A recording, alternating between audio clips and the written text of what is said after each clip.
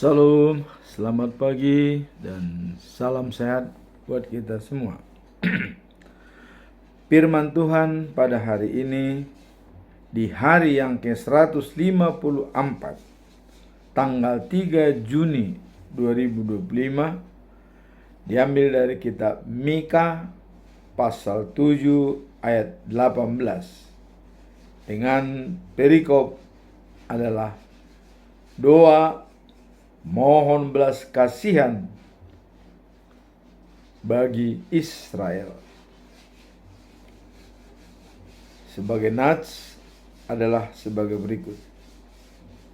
Siapakah Allah seperti engkau yang mengampuni dosa dan yang memaafkan pelanggaran dari sisa-sisa miliknya sendiri, yang tidak bertahan dalam murkanya untuk seterusnya, melainkan berkenaan kepada kasih setia.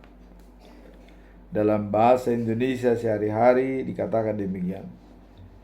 Tak ada Allah seperti engkau, ya Tuhan, yang mengampuni dosa umat pilihanmu yang tersisa.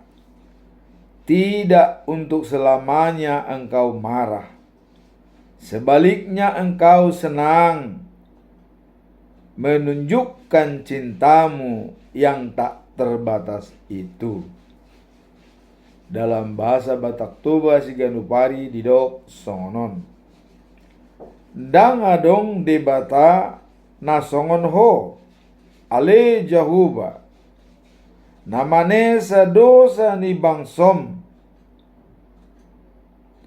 na tading mangoloy i dang rodi saliling-liling na ho tarimas alay di patuduhon hodo holong niroham nama nutong. Demikianlah firman Tuhan pada hari ini. Kita mencoba melihat firman Tuhan selama bulan Juni yang baru dimulai dari tanggal 1, yaitu adanya transformasi spiritual menjadi hidup baru dan sekaligus menjadi saluran berkat kepada orang lain. Jadi transformasi spiritual dari hidup lama menjadi hidup baru dan kemudian sekaligus berguna sebagai saluran berkat. Itulah firman Tuhan selama bulan Juni. Hal ini dijabarkan di dalam 2 Korintus pasal 5 ayat 17. Jadi siapa yang ada di dalam Kristus, ia adalah ciptaan baru. Yang lama sudah berlalu, sesungguhnya yang baru sudah datang. Itulah firman Tuhan selama bulan Juni. Ciptaan baru di dalam Yesus Kristus. Dan yang lama sudah berlalu. Sehingga terjadi transformasi spiritual dari hidup lama menjadi hidup baru bersama Yesus.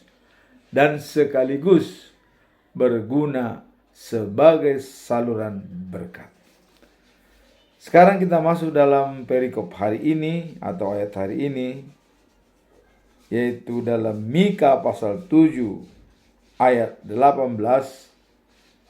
Belas kasihan Allah kepada bangsa Israel. Apa latar belakang dalam hal seperti tadi dinyatakan dalam Mika, siapakah Allah seperti engkau? Kebesaran, kemuliaan, dan kebijakan dan pengetahuan Allah sendiri. Tidak ada yang bisa menyaingi Allah. Bahkan ilah-ilah lain pun harus menyembah Dia. Apa latar belakang yang bisa dilihat dalam ayat ini? Ayat ini berbicara tentang sifat Allah yang penuh kasih dan kemurahan. Jadi adanya sifat Allah yang penuh kasih dan kemurahannya. Kalau kita baca dalam 1 Yohanes pasal 4 ayat 8 dikatakan, Allah itu kasih. Barang siapa tidak memiliki kasih, maka tidak mengenal Allah. Jadi yang mengenal Allah adalah orang yang memiliki kasih. Kalau tidak memiliki kasih, itu tidak mengenal Allah. Itulah yang dikatakan bahwa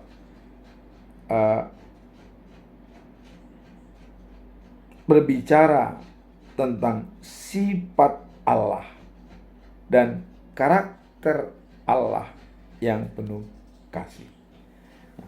Dalam konteks ini, Allah digambarkan sebagai sosok yang tidak hanya menghakimi, tetapi juga menunjukkan kasih sayang dan pengampunan kepada umatnya.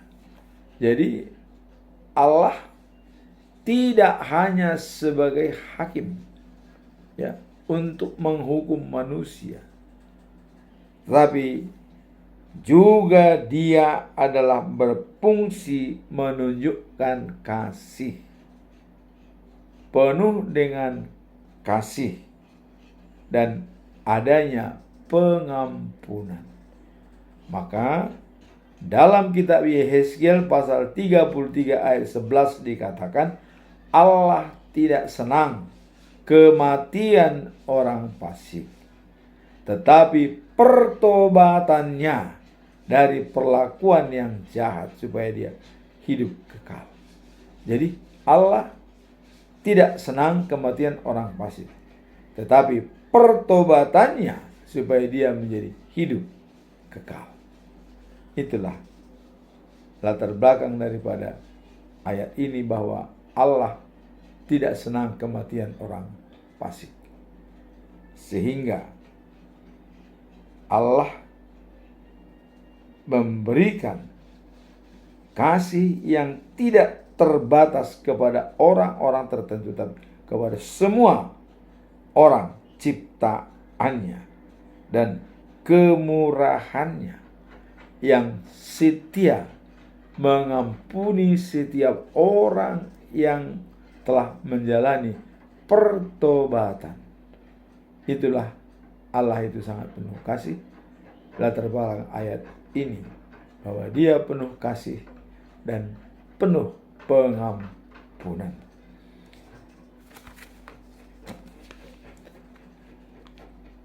Kemudian apa kiblat penegasan dari Mika pada ayat ini?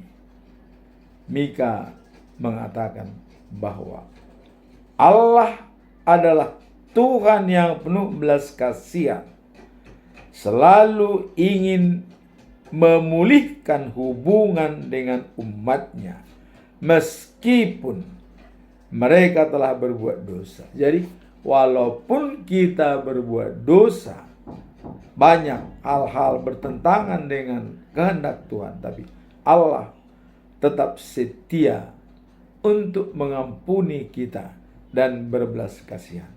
Itulah yang disampaikan oleh Mika. Artinya Allah tidak tetap marah kepada kita, tetapi Dia sangat mau mengampuni orang yang bertobat kepadanya.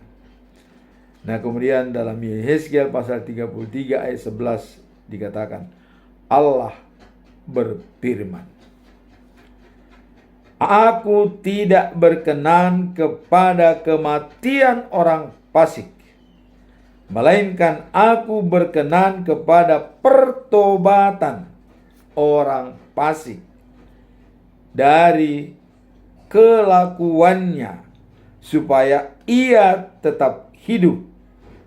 Maka dikatakan, bertobatlah, bertobatlah, hai bangsa Israel. Mengapa kamu mau mati? Ini pertanyaan daripada Allah.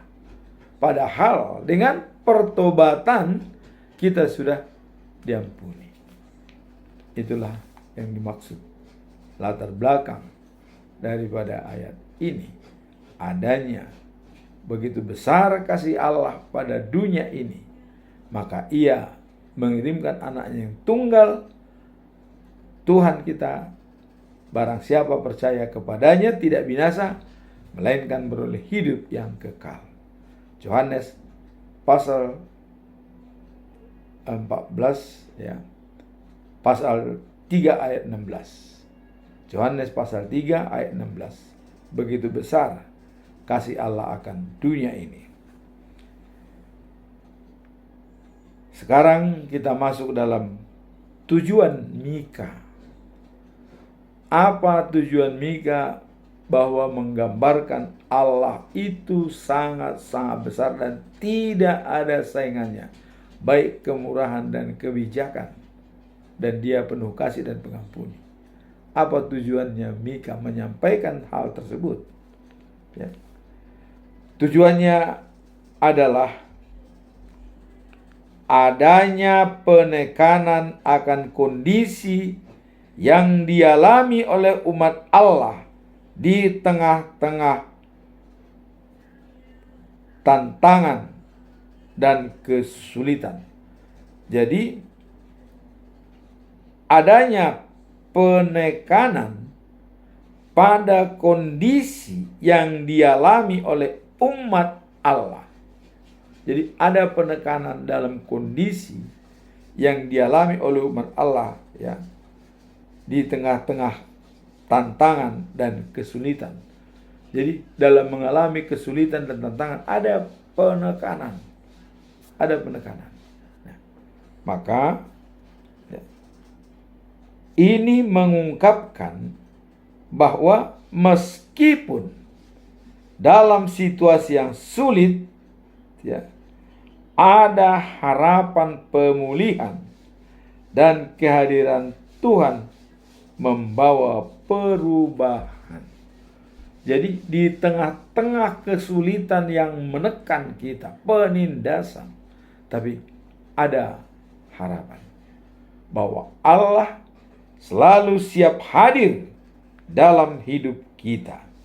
Dalam situasi sesulit apapun dalam hidup kita, Tuhan berdaulat hadir untuk memulihkan kita dari tekanan-tekanan, tantangan-tantangan, dan kesulitan yang kita alami. Apa kuncinya? Kuncinya adalah kita mau bertobat. Hanya satu kuncinya. Segala tantangan yang kita hadapi, kesulitan yang menimpa kita di tengah-tengah zaman modern hal ini, seolah-olah kita tertekan. Tapi kuncinya adalah kita mau bertobat. Dan Allah pasti hadir dalam hidup kita untuk memulihkan kondisi atau situasi yang kita alami. Itulah tujuan daripada Mika dalam penulisan ini. Artinya Allah tetap setia hadir dalam hidup kita asal kita mau bertobat. Sesulit apapun tantangan yang kita hadapi, semua itu bisa terselesaikan. Itulah tujuan daripada perikop ini. Nah, kemudian apa pesan moral yang perlu kita pegang dalam Mika pasal 7 ayat 13 ini.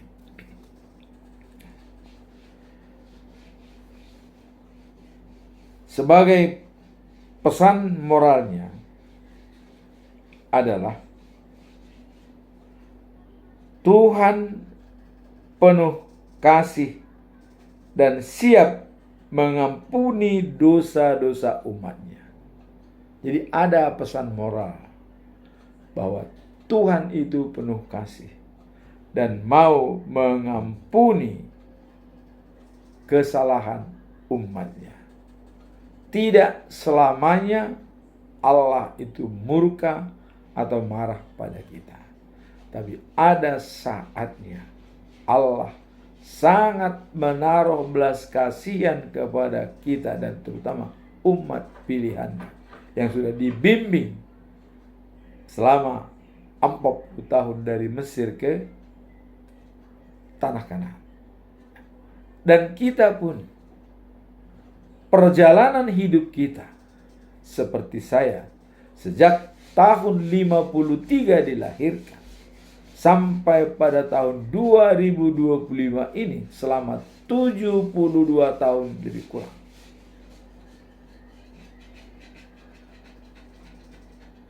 Tuhan selalu hadir dalam hidup kita.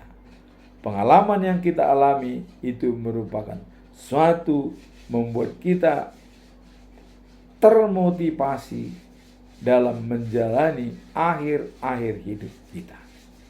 Dengan pengalaman selama 70 tahun, itu cukup banyak bergaul dan bersahabat dengan Tuhan. Jadi tadi bilang pesan moralnya adalah Tuhan penuh kasih dan siap mengampuni dosa-dosa umatnya. Dengan syarat, tentu kalau Tuhan penuh kasih dan siap mengampuni, ada syarat yang harus kita tempuh. Kita juga harus mau mengampuni orang yang bersalah kepada kita. Dan tidak ada istilah dalam orang Batak Toba dikatakan mardomu di tanorara petako. Artinya, biarlah kita bertemu di tanah merah setelah mati. Tidak mau berdamai di dunia. Ini sangat-sangat bertentangan dengan firman Tuhan. Karena firman Tuhan mengatakan sebelum matahari terbenam, semua kesalahan sudah diampuni. Jadi tadi syaratnya adalah kita juga harus mengampuni. Jadi Tuhan penuh kasih dan siap mengampuni dosa-dosa umatnya dengan syarat kita pun siap mengampuni dosa-dosa daripada saudara kita. Terus apa risikonya? Kalau kita hanya minta ampun kepada Tuhan dan tidak mengampuni orang-orang yang berdosa kepada kita. Ini kalau kita lihat ya dalam 1 Yohanes pasal 3 ayat 15. Apa yang dikatakan dalam ayat ini? Orang yang membenci saudaranya adalah pembunuh. Jadi orang yang membenci saudaranya, ya, dia adalah seorang pembunuh. Jadi pembunuh itu dalam arti spiritual bukan hanya membunuh dengan kayu, pisau, senjata, atau alat-alat tumpul lainnya. Tapi pembunuh itu secara spiritual adalah apabila kita membenci saudara-saudara kita. Kita dicap sebagai pembunuh. Jadi jelas. Makanya syaratnya tadi adalah Allah mau mengampuni kita kalau kita mengampuni orang yang bersalah kepada kita.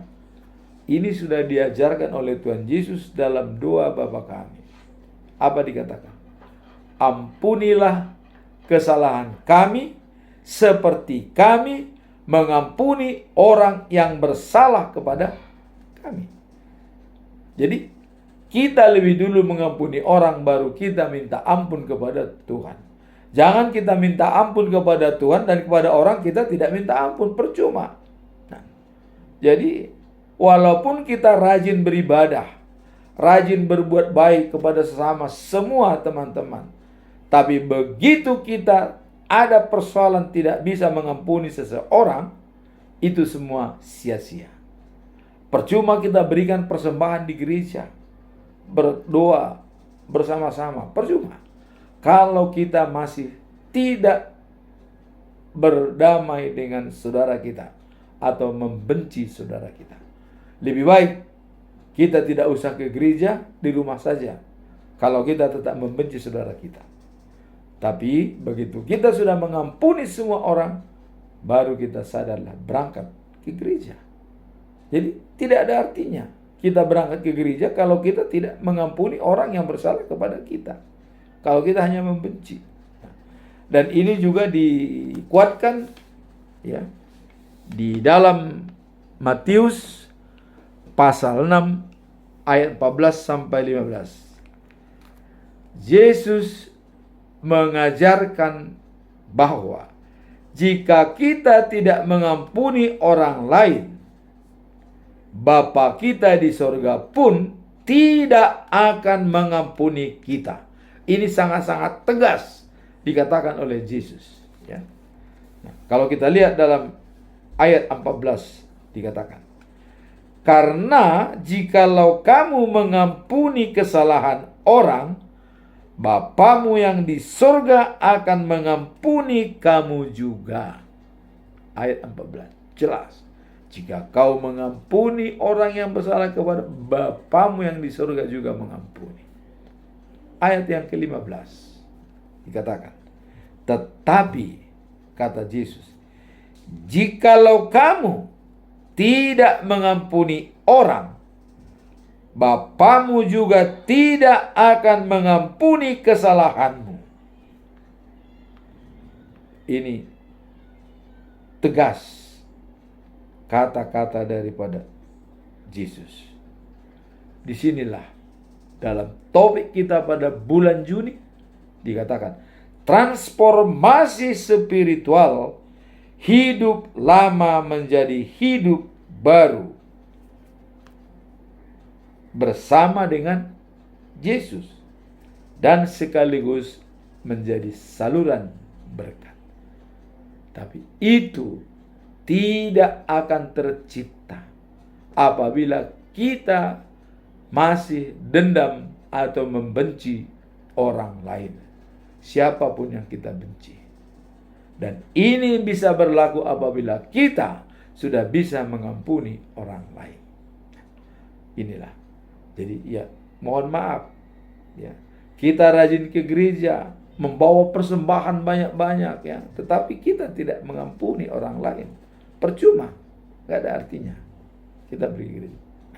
Maka ya, dalam Mazmur 50 ayat 23 dikatakan ya, mengucap syukur sebagai korban persembahan, Allah sangat menghormatinya. Dan barang siapa yang jujur jalannya, keselamatan dari Allah akan diberikan. Jadi mengucap syukur itu berterima kasih ya. Kalau dalam istilah orang Batak adalah mandok mauliate. Terima kasih kita masih hidup. Bersyukur. Itu lebih penting daripada korban bakaran. Lebih penting. Jadi kalau kita mengucap syukur, Allah sangat menghormati kita. Kita bisa mengucap syukur apabila kita sudah bisa berdamai dengan semua orang. Kalau masih ada orang yang benci sama kita dan kita pun benci sama dia, kita sulit mengucap syukur kepada Tuhan. Itulah perikop hari ini. Sebagai pesan moralnya adalah bahwa Tuhan penuh kasih dan bisa mengampuni dengan syarat kita mau mengampuni orang yang bersalah kepada kita, tidak pendendam dan tidak membenci, supaya kita tidak dicap sebagai seorang pembunuh. Itulah pesan moral. Sekarang, apa implementasi atau penerapan daripada ayat ini? Kita mau lihat implementasinya, ya, bahwa ayat ini menggambarkan tentang kemurahan dan pengampunan Tuhan yang tidak, ya, memperlakukan kita sesuai dengan dosa-dosa kita, tetapi justru menunjukkan kasih-Nya yang luar biasa. Jadi dengan menunjukkan kasih yang luar biasa, tidak memperlakukan kita sesuai dengan dosa-dosa kita. Itulah kasih Allah. Artinya Allah siap menerima keberadaan kita, terutama dalam pertobatan kita. Yesus mengatakan, "Saya datang ke dunia bukan untuk orang yang benar, tetapi untuk orang yang berdosa." Disinonimkan, dokter bukan mengobati orang yang sehat, tetapi mengobati orang yang sakit. Demikian juga lah kedatangan Yesus. Jadi apabila kita berbeban berat dan sulit untuk dipecahkan, datanglah kepada Yesus. Allah penuh kasih sayang. Ada seorang penafsir ahli Alkitab yang bernama C.S. Lewis, ya. Apa penjelasan beliau? Beliau menjelaskan bahwa pengertian akan kemurahan Tuhan mendorong kita untuk bersikap rendah hati dan sadar akan perlunya memperbaiki hubungan kita dengan Tuhan. Jadi dengan kemurahan Tuhan itu, kita harus sadar dan tahu diri, dan kita harus rendah hati dan menjalin hubungan yang baik dengan Tuhan. Siapa C.S. Lewis? Dia adalah seorang ateis yang bertobat, ya, dan dia lahir pada tanggal 29 November tahun 1898 dan wafat tanggal 22 November tahun 1963.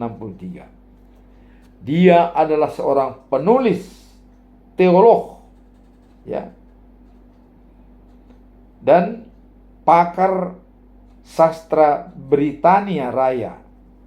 Dilakukan dalam sebuah keluarga, ya. Dilahirkan dia sebagai Protestan di Belfast, ya. Meskipun sebagian besar hidupnya ada di Inggris.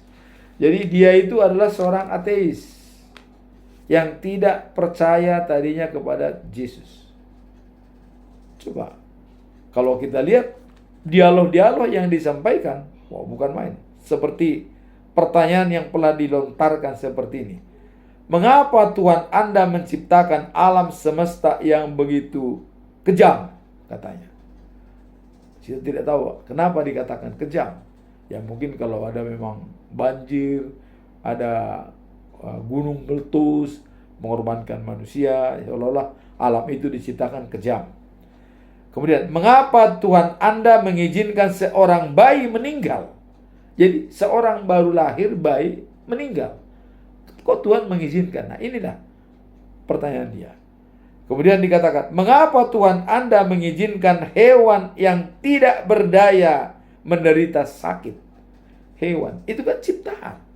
Jadi seolah-olah maunya dia semua ciptaan itu adalah mulus, baik, sehat walafiat. Itu kira-kira maksudnya. Ya, dia seorang ateis.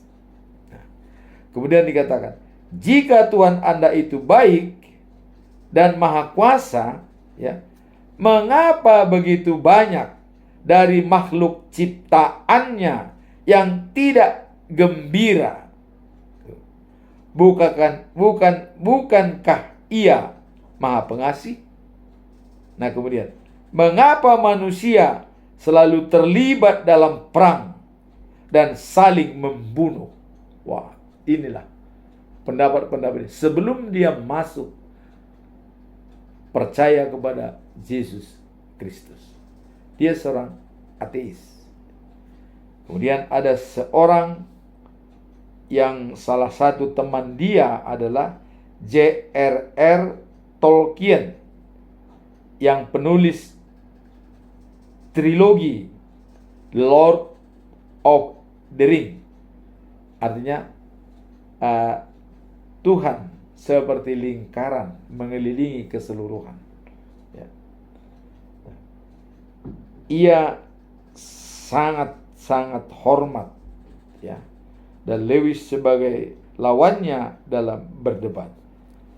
Dan Lewis hanya pada pemikiran rasionalisme dan materialisme. Itu yang dia katakan.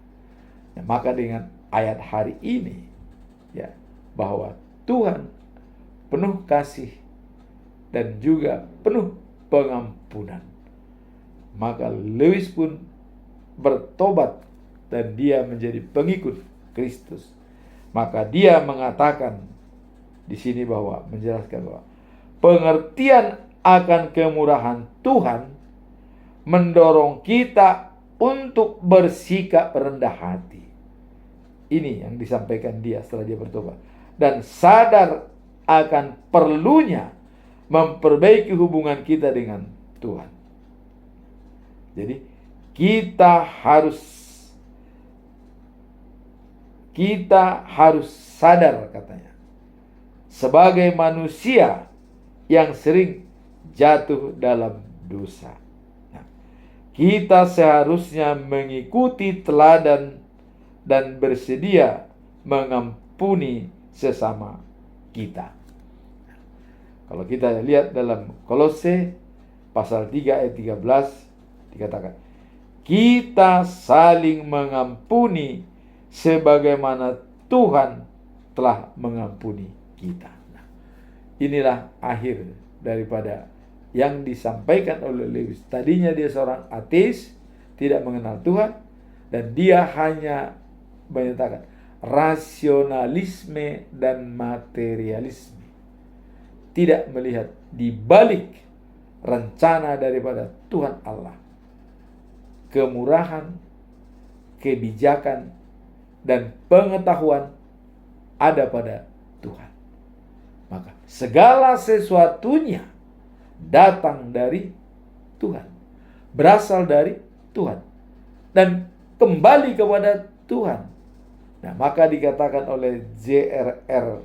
Tolkien tadi adalah the Lord, dikatakan the Lord is the ring, Lord of the ring. Tuhan adalah sebagai lingkaran, ya, yang berputar dan memang tidak ada ujungnya. Dia adalah sebagai lingkaran, bukan lingkaran setan, ya, tapi lingkaran Tuhan sendiri, penguasa bumi dan langit, segala yang diciptakan. Itulah firman Tuhan pada hari ini, bahwa kita tetap fokus bahwa seperti implementasi daripada perikop ini adalah menggambarkan tentang kemurahan dan pengampunan Tuhan yang tidak memperlakukan kita sesuai dengan dosa-dosa kita. Jadi Tuhan menghendaki pertobatan, bukan kematian. Itulah karakter Allah sebagai kasih. Tidak menginginkan kematian kita dalam dosa, tapi ingin pertobatan supaya ia hidup kekal dan abadi. Itulah firman Tuhan pada hari ini. Semoga bisa bermanfaat untuk menjalani hidup kita sehari-hari. Amin. Tuhan memberkati.